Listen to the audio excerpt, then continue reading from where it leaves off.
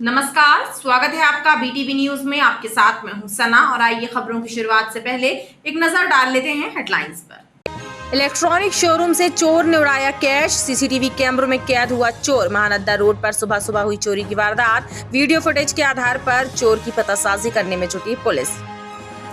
बिना नंबर की सफारी में किया जा रहा था अवैध शराब का परिवहन, खमरिया पुलिस ने जब्त की 2 लाख रुपए कीमत की अवैध शराब, 2 आरोपी गिरफ्तार, सफारी और एक मोटरसाइकिल भी जब्त।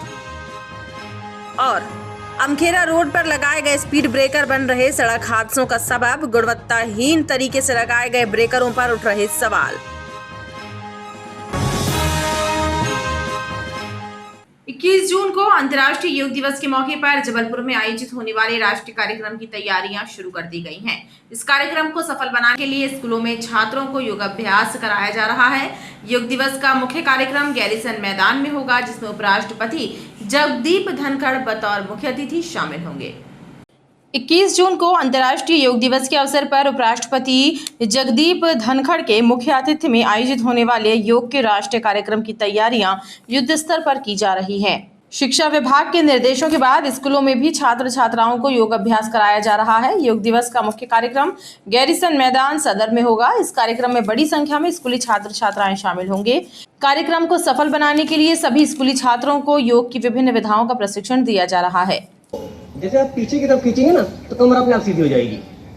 पहला अभ्यास था हमारा भद्रासन, दूसरा वज्रासन और तीसरा उष्ट्रासन। ये 3 अभ्यास किए हमने। हम 3 अभ्यासों का योगा के लिए यहाँ पर सिखाया जा रहा है सब चीज़ें जो कि हमको करनी चाहिए।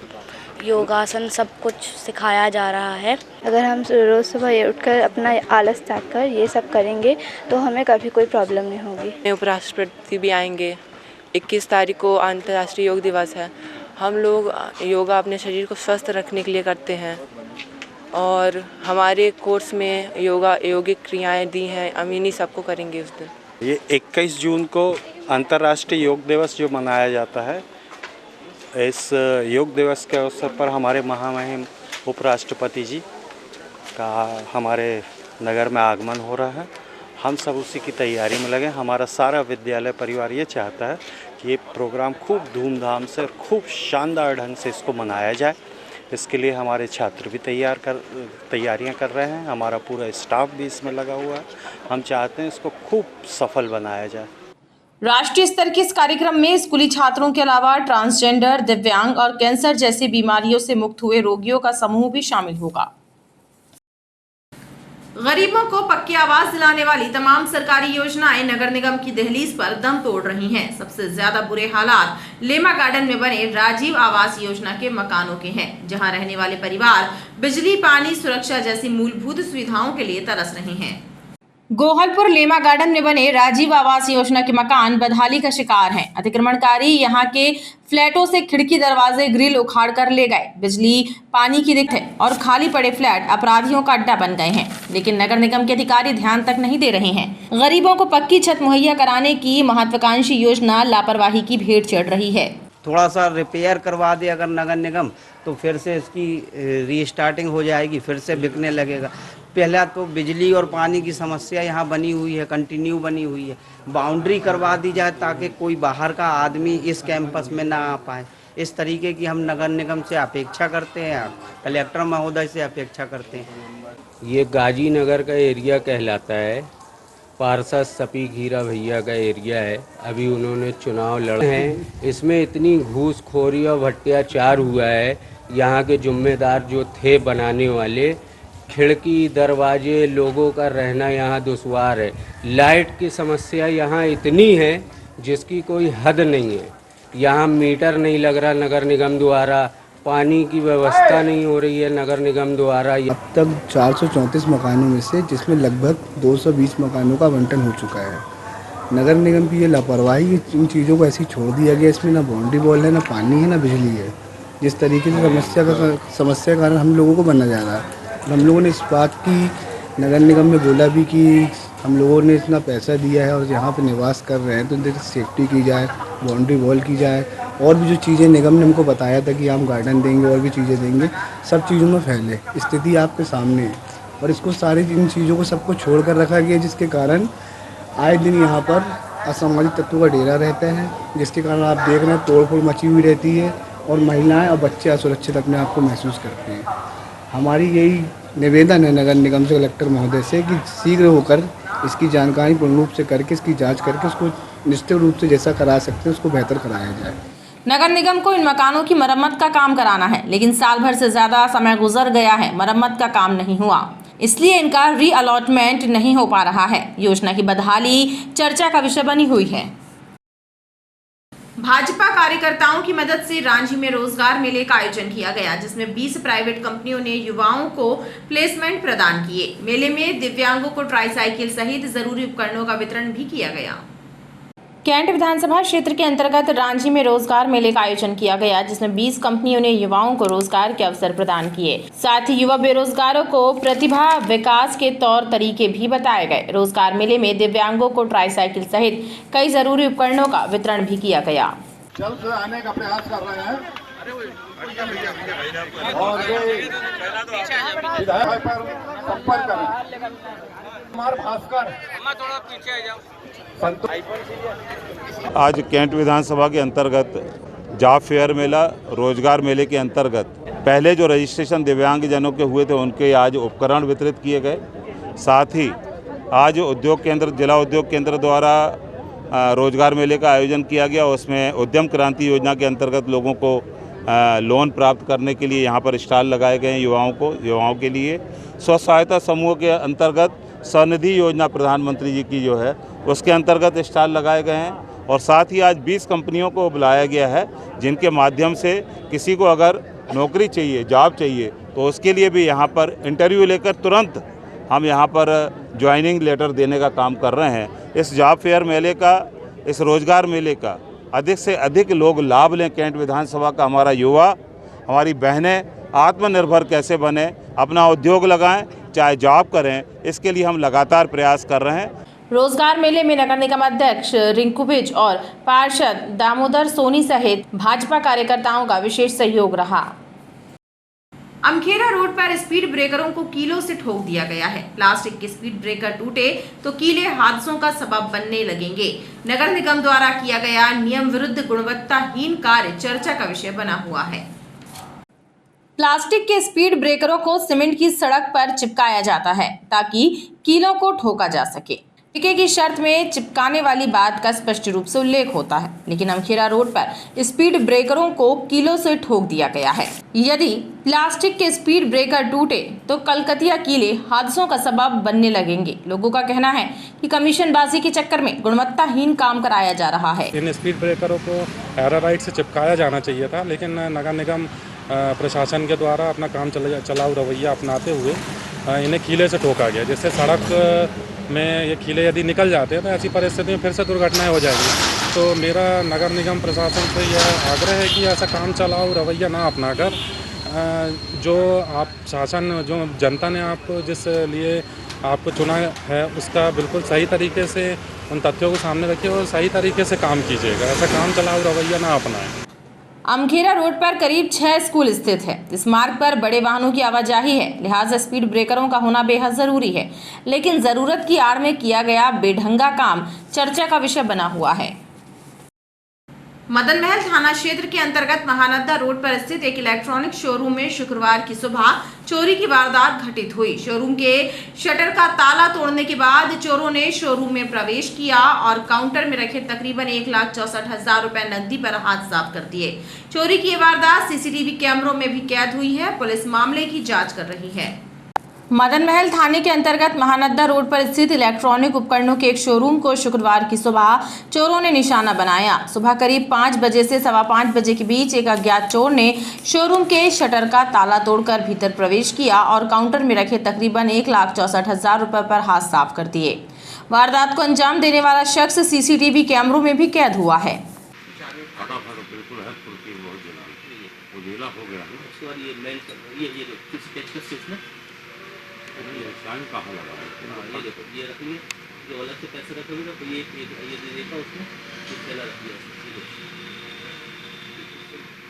सुबह तकरीबन 8 बजे शोरूम संचालक को क्षेत्रीय लोगों से चोरी होने की वारदात का पता चला, जिसके बाद शोरूम संचालक और पुलिस मौके पर पहुंच गए। पुलिस ने शोरूम का निरीक्षण किया और अब सीसीटीवी फुटेज के आधार पर छानबीन और पतासाजी की बात पुलिस अधिकारी कह रहे हैं। मेरे को सुबह 7:45 बजे बाजू में एक जिम है जो जल्दी खुल जाता है, तो उनका फ़ोन आया कि आपके यहाँ का ताले टूटे हुए हैं और शटर उठी हुई है। मैंने तुरंत आया, 10 मिनट के अंदर पुलिस को सूचना दी डायल 100 पे। वहाँ उसके बाद में टीआई साहब से संपर्क किया, उनने अपने स्टाफ को भेजा। जब हम अंदर गए तो देखा दरवाजे वगैरह सब पूरा खुला हुआ है। हमने चेक किया, उसमें जो 1,64,815 रुपये वो नहीं थे उसमें। और ये सुबह 5 बजे के बाद की बात है, ये फुटेज में देखा गया है कि 5 से 6 बजे के आसपास ही दिन में ही सुबह टाइम ये चोरी हुई है। कितने लोग थे उसमें दिख रहे हैं? उसमें एक ही आदमी दिख रहा है जो एक बार गया अंदर, फिर दोबारा फिर जाके दराज खोले उसने। 2 बार गया है तो चलती रोड पे। दराज वगैरह में की और भी कुछ सामान ले गया? नहीं, कोई सामान नहीं लेके गया है। भाई सामान इधर से उधर किया है उसने, लेकिन लेके नहीं गया। कैश अकेला वो लेके गया है पूरा का पूरा। महानद्दा में गुलजार होटल के पास प्रिंस सलूजा जी की इलेक्ट्रॉनिक दुकान है। इसमें आज सुबह चोरी की सूचना प्राप्त हुई है। दुकान का आकर निरीक्षण किया गया, फुटेज चेक किए गए। फुटेज पे देखा गया कि सुबह करीब 5:15 बजे एक व्यक्ति दुकान के अंदर प्रवेश होता है तथा दुकान के काउंटर पर रखे हुए पैसे ले जाते हुए दिखाई दे रहा है। करीब 5 से 7 मिनट तक चोर इस दुकान के अंदर प्रवेश हुआ है। शेष सामान सब सुरक्षित है। फुटेज प्राप्त किए जा रहे हैं, जिसके आधार पर आरोपी की तलाश। लगभग कितना केस इसमें बताया उन्होंने? अभी उनने तो अपने हिसाब से जो भी बताया है 1 लाख से ऊपर है, लेकिन फिर भी और भी वेरीफाई कर लेते हैं। ज़्यादा भी हो सकता है, कम भी हो सकता है। कितने चोर थे इसमें जो दिख रहे हैं? मात्र एक आदमी प्रवेश हुआ है और 5 से 7 मिनट दुकान के अंदर प्रवेश हुआ है। इसके बाद वो निकल गया। खास बात यह है कि जिस जगह वारदात हुई वहां से चंद कदम की दूरी पर ही डायल 100 वाहन का पॉइंट भी लगा हुआ है। ऐसे में चोरी होने की ये वारदात क्षेत्र में चर्चा का विषय बनी हुई है। शहर के अधिकांश इलाकों में रात में स्ट्रीट लाइटें भले ही ना जले, लेकिन दिन के वक्त सड़कें और गली मोहल्लों की स्ट्रीट लाइटें रोशन रहती हैं। इससे न सिर्फ बिजली की बर्बादी हो रही है, साथ ही बिल के भार से सरकारी खजाना भी खाली हो रहा है। सरकारी विभागों के अफसरों की अनदेखी से न सिर्फ जनता परेशान है, बल्कि सरकारी खजाने को भी बट्टा लग रहा है। शहर के अधिकांश सड़कें और गली मोहल्लों में लगी स्ट्रीट लाइटें भले ही शाम ढलने के बाद नहीं चलती हो, लेकिन अधिकांश क्षेत्रों में ये स्ट्रीट लाइटें दिन में रोशन हो रही हैं। ऐसे में न सिर्फ बिजली की बर्बादी हो रही है, बल्कि बिल के भार से सरकारी खजाना भी खाली हो रहा है। आम जनता का कहना है कि जिम्मेदार विभागों को इस ओर ध्यान देना चाहिए, ताकि स्ट्रीट लाइटें समय पर जले और समय पर कर दी जाएं। सर, अपन देखते कई चौराहों पे ना लाइटें 24 घंटे चलती हैं और इसका जो बिल आता पूरा उपभोक्ताओं के ऊपर पड़ता है।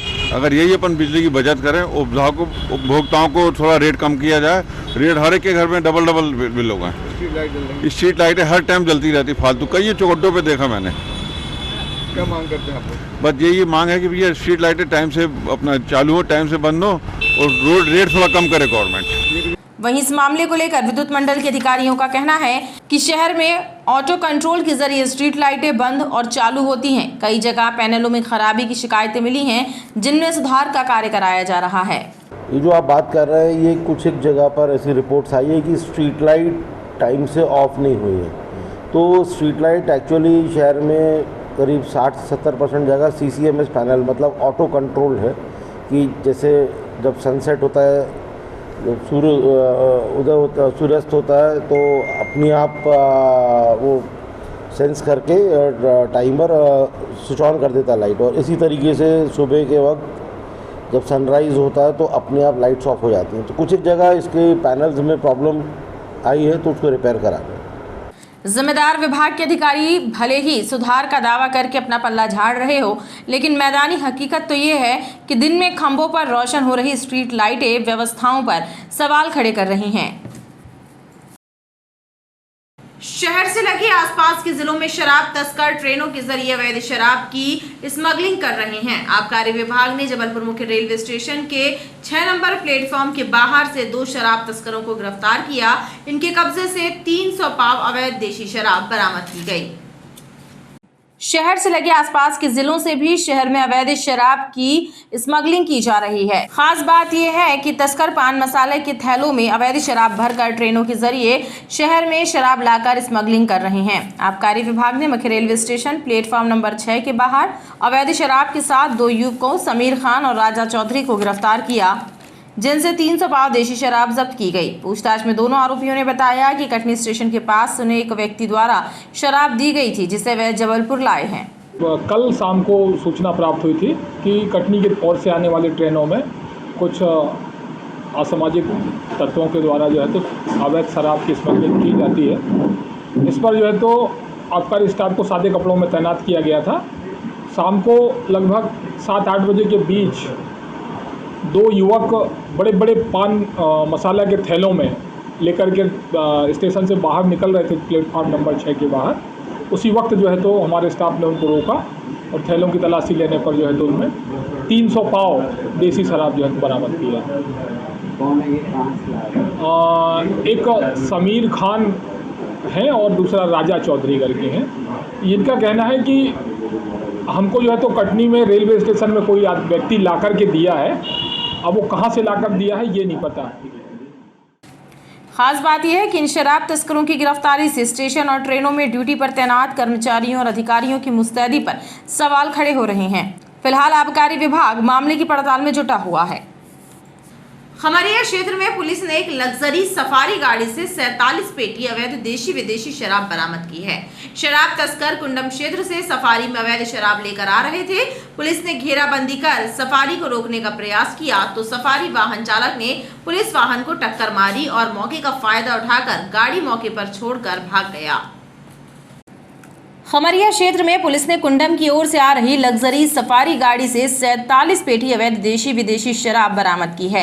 बिना नंबर की सफारी गाड़ी में शराब जबलपुर लाई जा रही थी। पुलिस के मुताबिक शराब से लोड गाड़ी की सुरक्षा के लिए मोटरसाइकिल से 2 युवक पीछे चल रहे थे। पुलिस ने मुखबिर की सूचना पर घेराबंदी कर जब सफारी को रोकने की कोशिश की तो सफारी वाहन चला रहे चांदमारी निवासी रिक्की उर्फ दीपक मौर्य ने पुलिस पेट्रोलिंग को टक्कर मारी और मौका पाकर गाड़ी से उतरकर भाग खड़ा हुआ। लेकिन पुलिस ने सफारी के पीछे मोटरसाइकिल लेकर चल रहे चांदमारी निवासी मोंटी उर्फ रोहित शुक्ला और बरेला निवासी शुभम सेन को मौके से गिरफ्तार किया और सफारी की तलाशी लेने पर उसमें शराब की 47 पेटी पाई गई, जिसे सफारी के साथ जब्त किया गया। पुलिस अब रिक्की मौर्य की तलाश कर रही है। कुंडम तरफ से एक सफ़ेद रंग की सफारी वाहन बिना नंबर की भारी मात्रा में अवैध शराब का परिवहन करते हुए लेकर आ रही है। जिसकी सूचना पर स्टाफ को रवाना किया गया था। मौके पर नाकाबंदी की गई थी। जो सफारी वाहन थाना क्षेत्र में प्रवेश करते ही एकदम से काफ़ी तेज़ी से भागने का जिसका पीछा किया, जिसके द्वारा थाना मोबाइल पेट्रोलिंग वाहन को थोड़ी सी टक्कर भी मारी गई और भागने का प्रयास किया गया। जो स्टाफ द्वारा पुनः राहगीर के लोगों से राहगीर साक्षियों की मदद से उसको पकड़ा गया और मौके पर कार्रवाई की गई है। वाहन चालक फरार हो गया है। 2 अन्य मोटरसाइकिल से व्यक्ति थे आरोपी, जिनको गिरफ्तार कर माननीय न्यायालय प्रस्तुत किया गया है। लगभग कितनी शराब पकड़ी गई? शराब 47 पेटी है, जिसमें 423 लीटर शराब का परिवहन किया जा रहा था।